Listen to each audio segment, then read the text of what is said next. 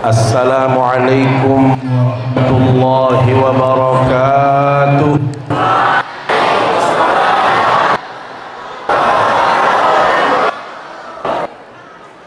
Alhamdulillahi rabbil alamin, wal aqibatu lil muttaqin wa la udwana illa 'alal zalimin. Ashhadu an la ilaha illallah wahdahu la syarika lah, wa ashhadu anna Muhammadan 'abduhu wa rasuluh. Allahumma salli wa sallim wa barik ala sayyidina Muhammad. Allahumma salli wa sallim wa barik ala sayyidina Muhammad wa ala alihi wa sahbihi ajma'in. Amma ba'du. Yang terhormat Bapak Kepala Kementerian Agama Kota Mataram, Bapak Haji Hamdun SAG MPD. Yang terhormat Bapak Kepala Madrasah Man1 Mataram, Sanakda Bapak Dr. Haji Lalu Sirajul Hadi SAG MPD. Yang kami hormati Bapak Ibu Kepala Seksi dari Kementerian Agama Kota Mataram, yang kami hormati Bapak Pengawas yang berkesempatan hadir bersama kita, Ibu Bapak Guru yang kami hormati, termasuk para pegawai KTU, dan yang mohon maaf, ada yang kenal nggak?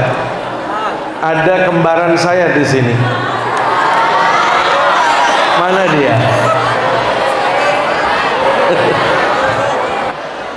Kalau dulu 11-12 dia, sekarang sudah nambah 11-14, karena perut beliau lebih besar dari saya.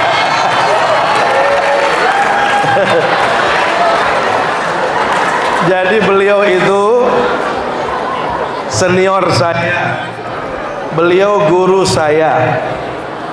Iya, beliau guru saya di Yordan, dan nama juga sama, cuma mungkin nasibnya berbeda sedikit, ya. Tetapi alhamdulillah bisa bersama di tempat yang berbahagia ini. Anak-anakku, siswa-siswi Man1 Mataram yang berbahagia, apa kabar semuanya? Yang di pojok sana mohon maaf, yang sedang sibuk sendiri, asyik sendiri, saya mau bertanya, apa kabar semuanya? Yang paling pojok di sana, apa kabar semuanya? Masya Allah. Anak-anakku, hari ini adalah hari yang membahagiakan bagi kita semua. Saya sangat bahagia sekali. Yang pertama, Pak Kepala, hampir setiap kami berjumpa dengan mahasiswa di UIN Mataram, itu selalu saya tanya, Anda dari mana alumninya? Alhamdulillah yang paling banyak dari Man1 Mataram.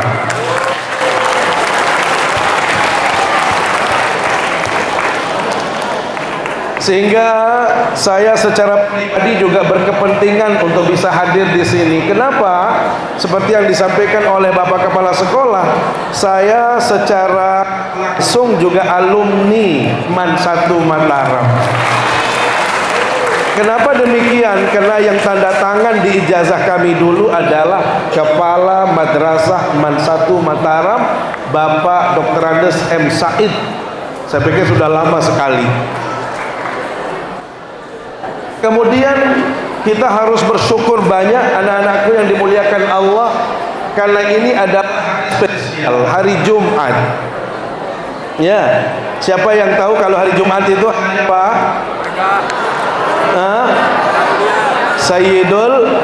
Sayyidul Ayyam, hari yang sangat spesial, penghulu daripada hari.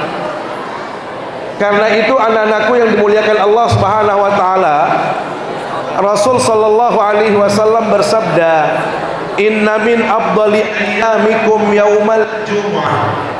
Sesungguhnya hari yang paling utama antara hari-hari yang ada itu adalah hari Jumat. Dalam hadis yang lain disebutkan, khairu yaumin tala'at fihi syamsu yaumul jum'ah. Hari yang paling baik di mana matahari terbit itu adalah hari Jumat. Maka secara spesifik anak-anakku yang dimuliakan Allah Subhanahu wa taala, ada dua pesan baginda Nabi sallallahu alaihi wasallam. Yang pertama, karena ini adalah hari Jumat, Rasul katakan fi khuliqa Adam. Hari Jumat adalah hari diciptakannya Nabi Adam alaihissalam. Wa fihi udkhilal jannah. Hari ini beliau dimasukkan ke dalam surga. Wa fihi ukhrija minha. Hari Jumat beliau dikeluarkan dari surga. Dan ingat, anak-anakku, tolong diperhatikan, didengarkan baik-baik ujung daripada hadis ini. Wala taqumus sa'atu illa fi yaumil jum'ah. Dan tidak akan hadir hari kiamat kecuali di hari Jumat. Karena itu tradisi orang tua kita dulu, anak-anakku, kalau hari Jumat, malam Jumat itu banyak-banyak baca Yasin, banyak-banyak baca hizib, banyak baca Al-Quranul Karim. Termasuk mungkin dulu anak-anakku tidak seperti kami dulu. Di zamannya Pak Kepala Sekolah, Pak Kepala Kementerian, kalau dulu kita dilarang naik pepohonan. Nah, dendek taik lulun kayu nih jelo Jumat laun terik. Dendek jangan naik pepohonan. Kenapa? Ini hari Jumat, nanti Anda jatuh. Padahal urusan jatuh itu tidak ada urusannya dengan hari. Hari Senin kita naik, ya hari Senin kita jatuh. Tetapi apa maknanya, anak-anakku? Kenapa orang tua kita dulu mewanti-wanti untuk melakukan hal-hal yang kurang bermanfaat? Karena ini adalah hari baik, ini adalah hari yang mulia. Maka hendaklah kita memperbanyak diri bertaqarrub, lebih banyak kita berzikir, lebih banyak kita melakukan amal saleh, termasuk seperti apa yang kita lakukan saat ini. Ini yang pertama. Yang kedua, anak-anakku yang dimuliakan Allah SWT, secara spesifik Rasul Shallallahu Alaihi Wasallam juga memberikan pesan yang luar biasa. Ini hari Jumat, fa'akthiru minas salati alayya, maka perbanyaklah engkau bersolawat atas baginda Rasulullah Sallallahu Alaihi Wasallam. Karena itu bisa dipandu nanti kita sama-sama kita bersolawat. Ya, hanya diiringi saja lah, nggak apa-apa. Ya, ini adalah hari spesial, hari di mana kita dituntut untuk banyak bersolawat, dan kita akan bersolawat meminta syafaat kepada baginda Rasulullah Sallallahu Alaihi Wasallam. Sama-sama, ya Rasulullah, ya Nabi, laka syafaat.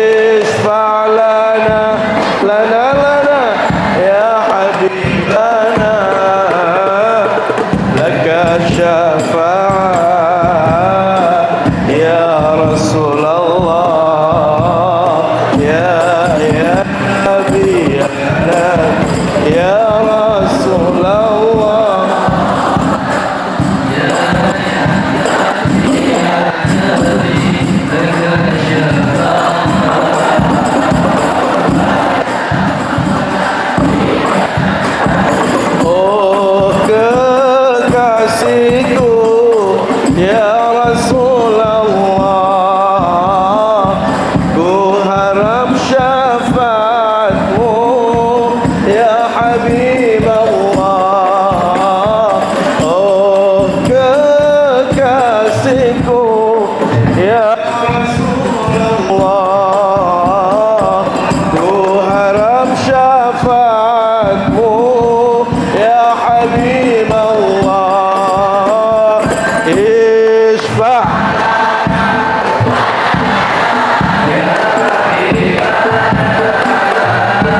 isfa'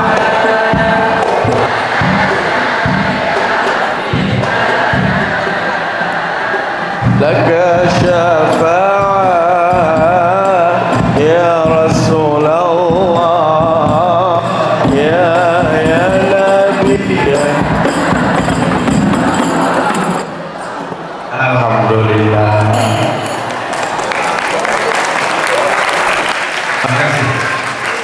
Anakku yang dimuliakan Allah Subhanahu wa taala, peristiwa Isra dan Mi'raj yang saat ini kita hadir untuk memperingatinya, walaupun tadi disampaikan oleh Bapak Kepala Kemenag, hari ini sudah memasuki bulan Sya'ban. Prinsipnya anak-anakku yang dimuliakan Allah Subhanahu wa taala, kalau hanya sekedar memperingati itu silahkan saja ya, karena kita mengenang, kita mengkaji dan kita mengambil pelajaran dari peristiwa itu. Ada yang tahu kalau yang namanya Isra dan Mi'raj itu perjalanan siang hari apa malam hari? Malam hari. Anak-anakku, mana lebih berat tantangannya, bepergian siang hari atau malam hari? Boleh ada yang bisa memberitahu kita apa kira-kira tantangannya kalau malam hari?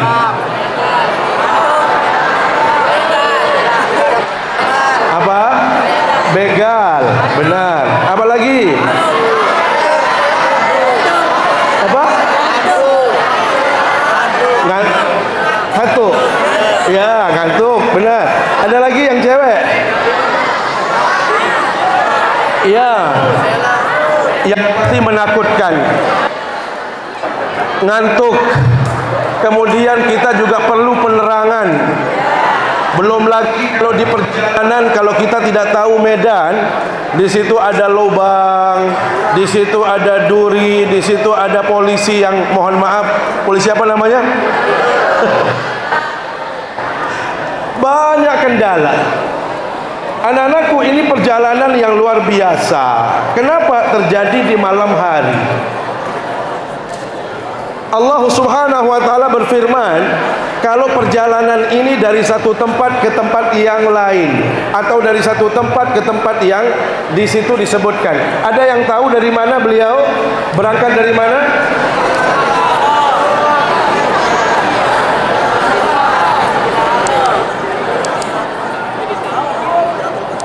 Masya Allah, ahsan.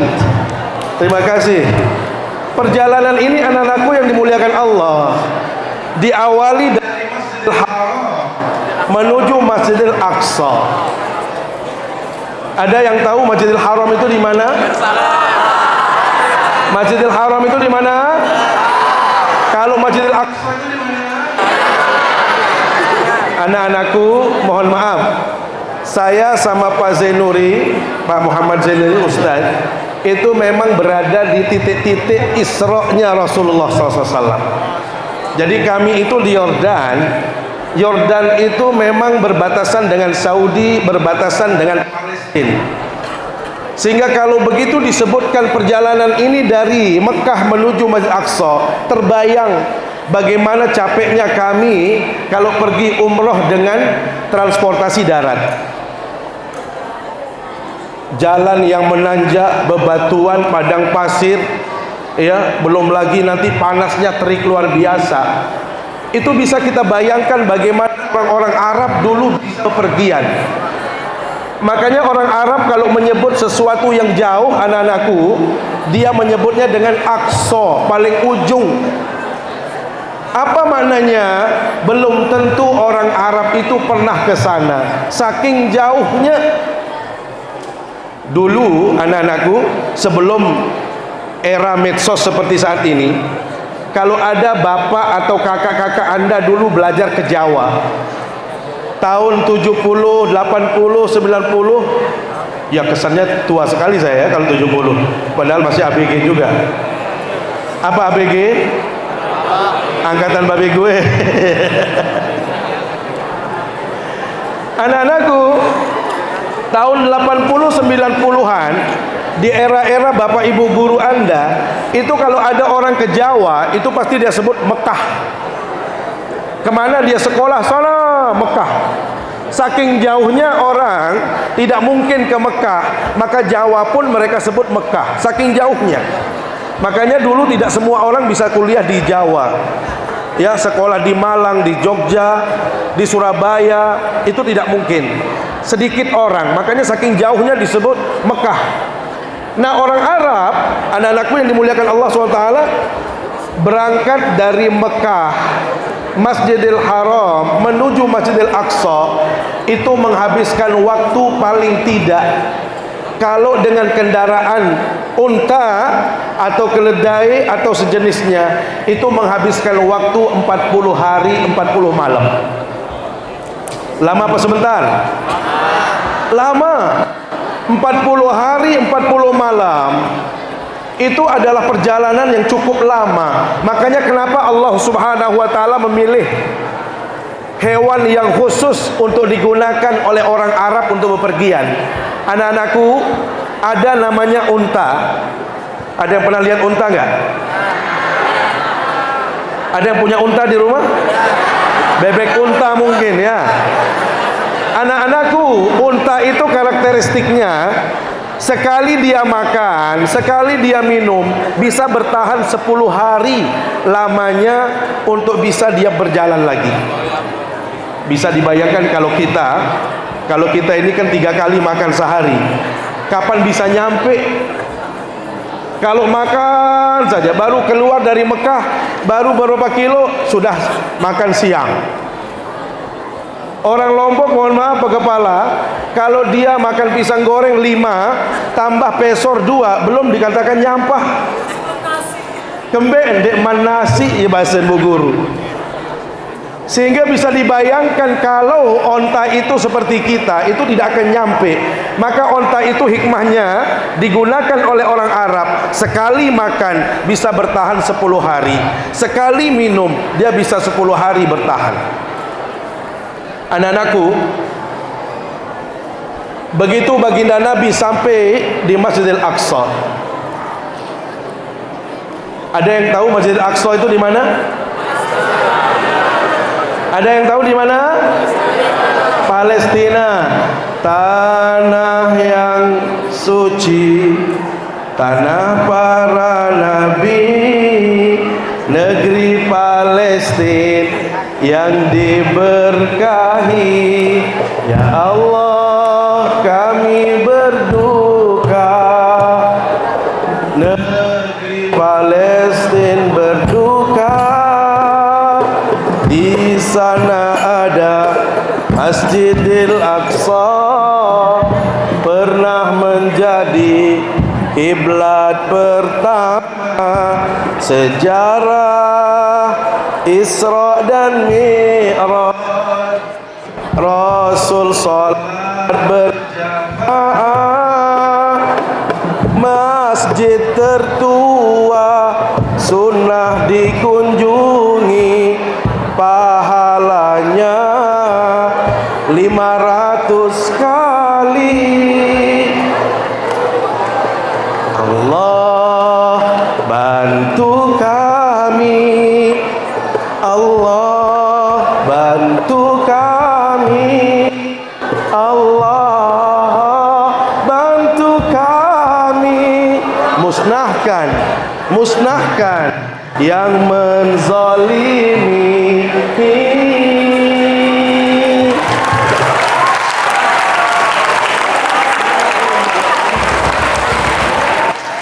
Anakku yang dimuliakan Allah SWT, sampai beliau di Masjidil Aqsa, beliau baginda Nabi didaulat menjadi imam bagi para nabi dan rasul yang ada. Kemudian beliau dimi'rajkan. Apa arti mi'raj? Apa arti mi'raj? Naik. Anak-anakku, beliau mi'raj itu bukan ke satu langit, tetapi dari satu langit menuju langit yang pertama, kedua sampai 7, kemudian beliau ke Sidratul Muntaha. Rasul mengatakan, anak-anakku, perjalanan dari satu langit menuju langit yang berikutnya itu menghabiskan waktu 500 tahun lamanya. Berapa? 500 tahun itu lama apa sebentar? Lama. Bisa dibayangkan anak-anakku, beliau naik 7 langit dan beliau masuk lagi ke Sidratul Muntaha tanpa pengawalan pada malaikat Jibril. Di Baitul Ma'mur itulah beliau mendapatkan perintah untuk melaksanakan salat. Apa yang ingin kita ambil kesimpulan dari perjalanan ini, anak-anakku? Ternyata peristiwa Isra dan Mi'raj ini adalah ujian keimanan. Ujian apa? Ujian keimanan. Bagaimana Allah menguji iman kita? Percaya enggak kita dengan apa yang dialami oleh baginda Nabi? Anak-anakku, kalau kita kedepankan logika, itu tidak percaya. Kalau pendekatannya akal semata, itu mustahil. Kenapa? Perjalanan 3.500 tahun lebih dilakukan oleh baginda Nabi dalam waktu yang sangat singkat. Berapa lama? Lailan. Anak-anakku, kalau dalam bahasa Arab, lailan itu menggunakan isim nakirah. Isim nakirah itu apa artinya, anak-anakku? Yufidu taqlilul muddah, menunjukkan waktu yang sebentar. Makanya bedanya bahasa Arab, tambahan alif lam itu saja merubah makna. Anak-anakku, saya bepergian semalaman, safartul laila misalnya, atau masyaitul laila, saya bepergian semalaman. Kalau dia menggunakan alif lam al-laila, maka semalaman penuh artinya. Dari maghrib sampai subuh itu namanya semalaman. Kapan? Kalau menggunakan al-lail dengan alif lam. Tapi kalau diambil alif lamnya jadi nakirah dia, lailan, maka waktunya sangat singkat. Bisa jadi baginda Nabi jam 1 atau jam 2 itu sudah balik dari peristiwa yang luar biasa. Maka ini adalah ujian iman semata. Anak-anakku, apakah kita termasuk orang beriman apa tidak? Anak-anakku, kita beriman apa tidak? Hati-hati. Karena banyak di antara kelompok-kelompok beragama saat ini, kelompok-kelompok keagamaan yang hampir mengajarkan beragam pelajaran yang seolah-olah kalau dia tidak masuk di logika itu tidak perlu diikuti. Mohon maaf, ada kecenderungan orang-orang orientalis, misalnya saja kelompok-kelompok liberal, itu yang mengedepankan logika di atas wahyu. Sehingga cara berpikir mereka adalah apa? Kalau dia tidak masuk akal maka jangan diterima. Ini hati-hati. Anak-anakku yang dimuliakan Allah SWT, saya ingin berikan contoh. Kalau kita ini pasti mati apa tidak? Kita akan mati apa tidak? Mati. Kalau kita sudah meninggal dunia, anak-anakku, Rasul katakan di situ akan ada azab kubur dan kenikmatan kubur. Percaya apa tidak? Percaya apa tidak? Pernah lihat? Pernah dengar ada orang yang masuk kubur liang lahat, langsung dia pulang, dia cerita, oh saya dapat ini dalam alam barzah. Ada? Kenapa Anda percaya? Kenapa percaya? Itulah yang disebut dengan iman. Anak-anakku, bukan logika yang harus kita gunakan untuk mencerna hal-hal yang demikian, tetapi iman. Saya beriman kepada Allah dan Rasulnya, termasuk atas apa yang disampaikan oleh Allah dan Rasulnya. Inilah yang disebut dengan iman. Karena itu anak-anakku yang dimuliakan Allah SWT, kenapa iman ini menjadi penting? Orang bisa selamat di akhirat kelak karena iman. Anda bisa bahagia di dunia ini karena iman. Anda akan berbahagia dalam urusan dunia akhirat juga dengan iman. Makanya dalam Al-Quran disebutkan apa? Innalladzina amanu wa amilus shalihat ulaika lahum jannatun na'im. Orang yang dapat surga itu siapa? Orang yang beriman dan beramal saleh. Makanya iman itu menjadi sangat penting sekali. Terkadang kita memahami iman ini hanya secara kognitif. Anak-anakku, kita hanya memahami iman ini secara kognitif semata, tidak masuk ke afektif, apalagi ke psikomotorik kita. Saya pernah melihat tayangan TV. Saya mengambil kesimpulan, ini di Eropa. Saya mengambil kesimpulan dari tema itu bahwasanya ini ujian iman. Anak-anakku ada 10 orang yang diuji. Oleh siapa? Oleh sutradaranya dibuat satu acara. Jadi setiap orang yang belanja di supermarket tadi itu dikasih belanjaannya, dikasih juga uang yang lebih dari uang yang dia belanjakan. Kira-kira begini ada anakku, kalau dia belanja 500.000, sudah dapat barangnya, pura-pura kasir ngasih 700.000. Kalau kita diuji seperti itu gimana kira-kira? Anak-anakku, kalau ada orang, nih ada yang merokok nggak di sini? Anak-anakku, kita beli rokok, nih Pak Pengawas. Kita beli rokok 1 bungkus, kita tergesa-gesa, uangnya 50.000. Kebetulan bibi-bibi yang jualan itu saking repotnya, dia ngasih rokoknya 1 bungkus, kembaliannya 200.000. Kira-kira kita mau ngapain itu uang? Kembalikan apa ambil? Anak-anakku, ada 10 orang yang diuji di Amerika sana, yang saya lihat di TV. Subhanallah, begitu yang pertama belanja dikasih uang kembalian yang besar, terus sampai 10. Rata-rata mereka itu mengembalikan.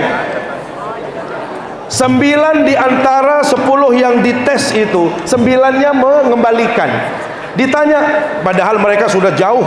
Ada yang keluar dari supermarket, ada yang sudah jauh, ada yang sudah sampai rumah, mereka datang kembalikan. Ditanya, kenapa Anda mengembalikan uang tadi? Oh, orang tua saya mengajarkan harus jujur.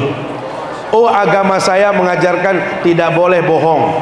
Oh, mohon maaf, dia sebut ajaran agamanya. Kebetulan orang Kristen semua.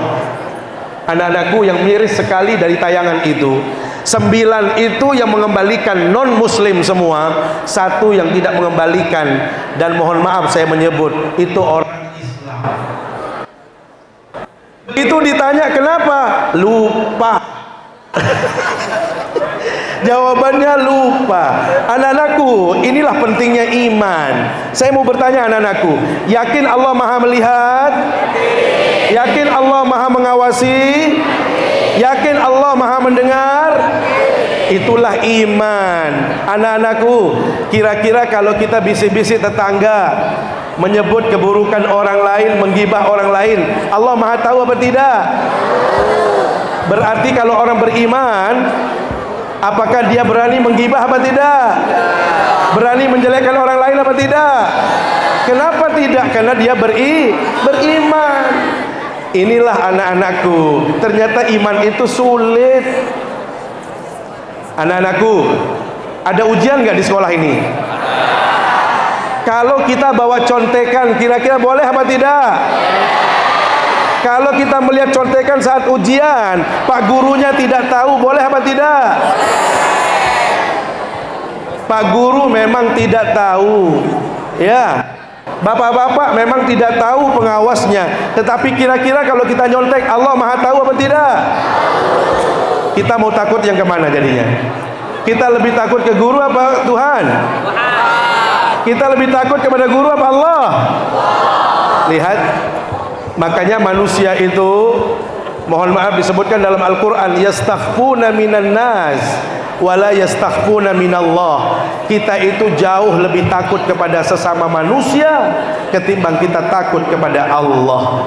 Maka anak-anakku yang dimuliakan Allah SWT, inilah urgensinya iman, inilah pentingnya iman.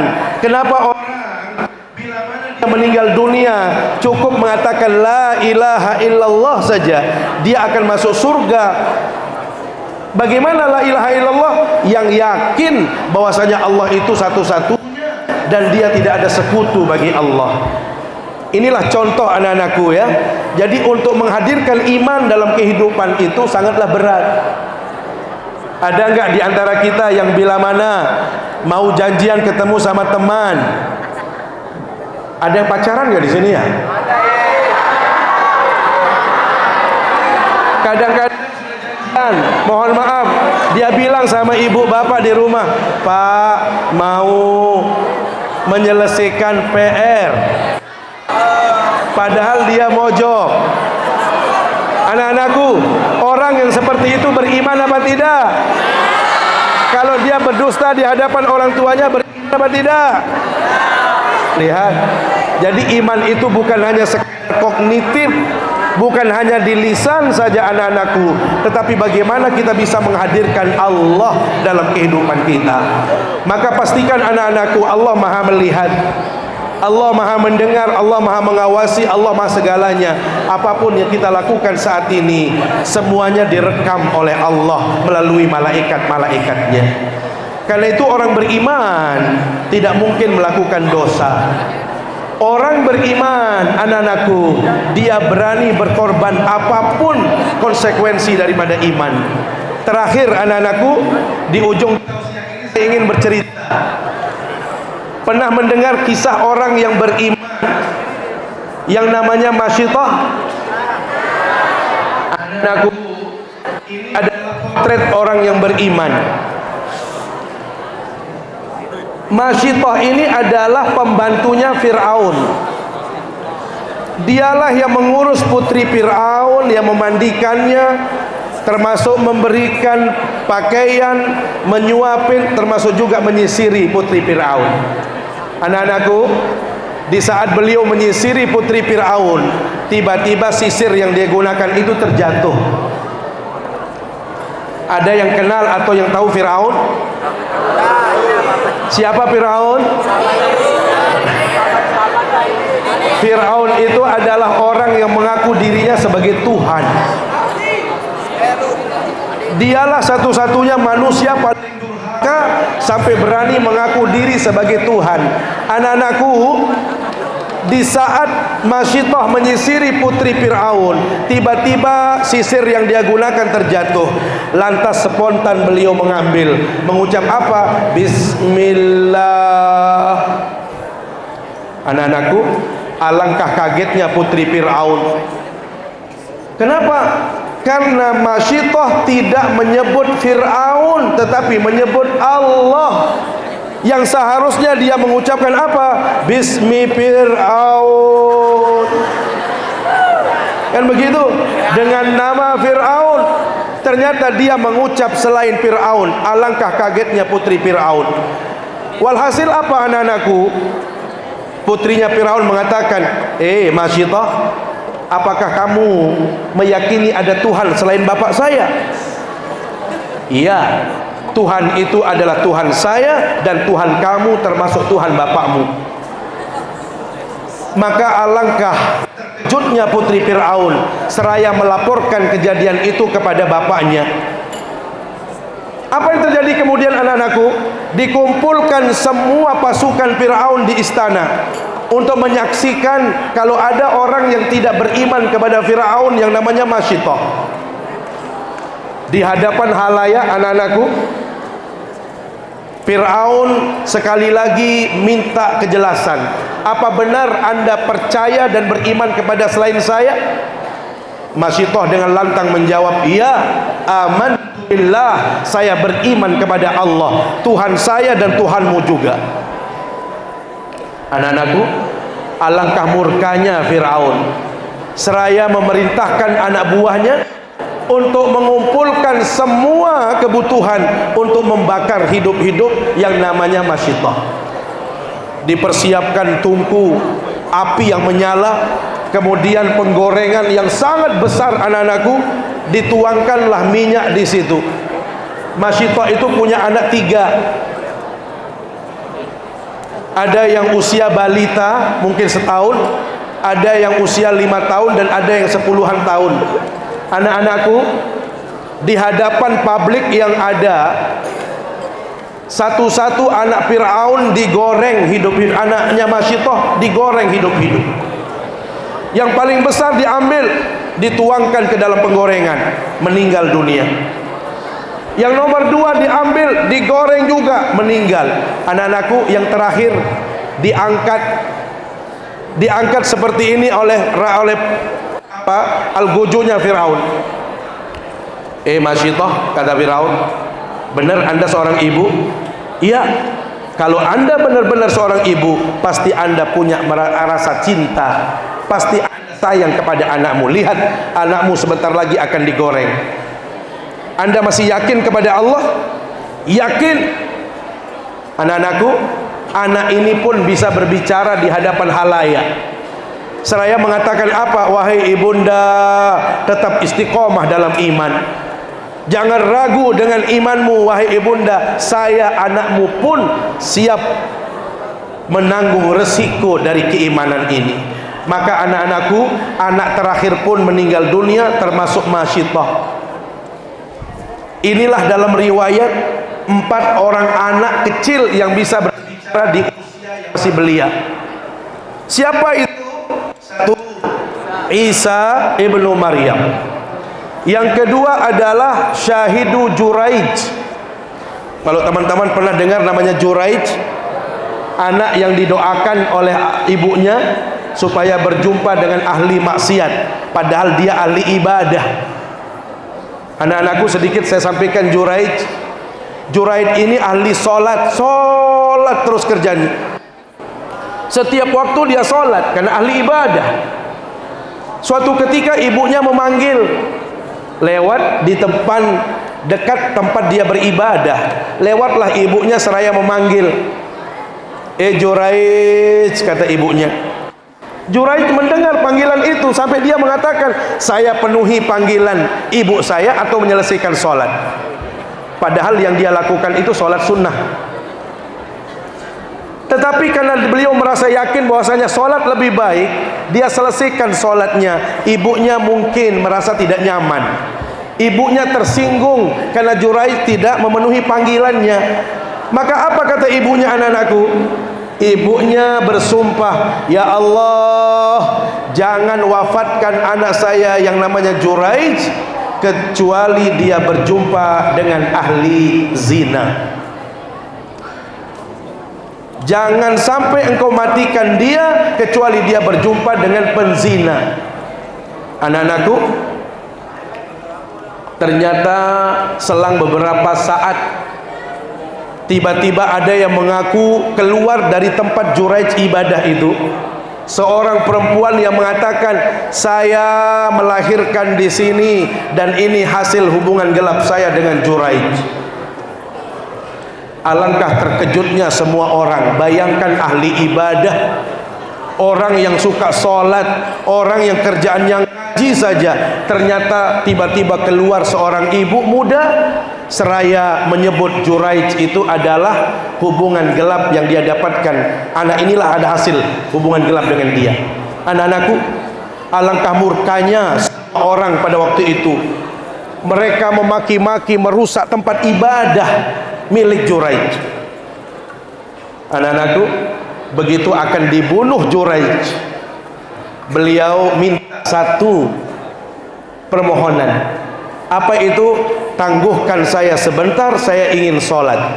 Bayangkan ahli ibadah mau meninggal saja harus sholat dulu.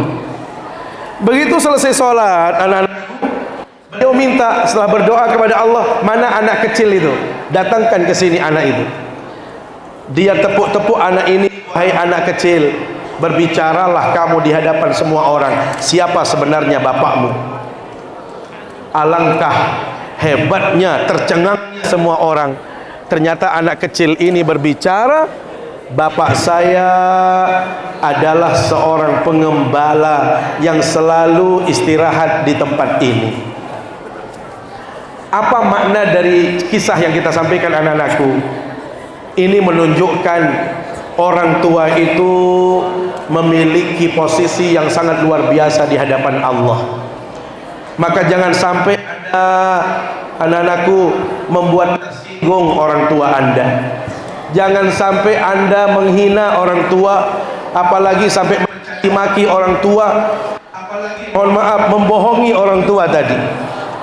Kalau tadi kita katakan kita mau belajar ke sekolah, nyata-nyatanya mojok di Udayana, berbohong apa tidak? Orang berbohong itu beriman apa tidak? Ini contoh anak-anakku ya, iman itu ternyata berat. Maka orang yang beriman selalu akan menghadirkan Allah, selalu merasa di bawah pengawasan Allah, selalu di bawah penglihatan Allah SWT. Kemudian berikutnya anak-anakku, orang yang berbicara di usia yang masih belia itu adalah Syahidu Yusuf. Nabi Yusuf di saat ada di dalam istana dengan seorang perempuan, maka ada seorang anak kecil yang menjadi saksi. Dan yang terakhir adalah anaknya Masyitah. Inilah anak kecil yang bisa berbicara di waktu yang kecil. Anak-anakku, apa yang didapatkan oleh Masyitah sebagai kekuatan iman yang beliau miliki, anak-anakku, ternyata di Arsy sana, di saat baginda Nabi Mi'raj, beliau mencium bau harum yang luar biasa, harum mewangi, sampai beliau bertanya kepada Jibril, ya Jibril, ma hadhihi raihah, Jibril, dari mana sumber harum-haruman yang luar biasa ini? Maka beliau menjawab, hadhihi raihatu Masyitah, ini adalah buah harum, ini adalah hasil dari Masyitah. Kenapa Masyitah? Karena beliau konsisten dalam keimanan. Maka anak-anakku, Isra dan Mi'raj ini mengajarkan kita keimanan. Iman mudah disebutkan, gampang disebut, tetapi bagaimana kita bisa merasa menghadirkan Allah, kehadiran Allah, pengawasan malaikat, sehingga kita terus termotivasi untuk melakukan kebaikan dalam kehidupan ini dan meminimalisir kesalahan-kesalahan yang tidak perlu untuk kita lakukan. Saya pikir demikian yang dapat kami sampaikan, anak-anakku. Terima kasih atas segala perhatian dan mohon maaf bila ada hal-hal yang kurang berkenan. Terima kasih Pak Kepala Sekolah atas undangan yang baik ini. Mudah-mudahan kita bisa berjumpa dengan bulan suci Ramadan dalam keadaan sehat walafiat, dan kita termasuk orang-orang yang beruntung di sisi Allah SWT. Aqulu qauli hadza wa astaghfirullah li wa lakum. Wassalamualaikum warahmatullahi wabarakatuh.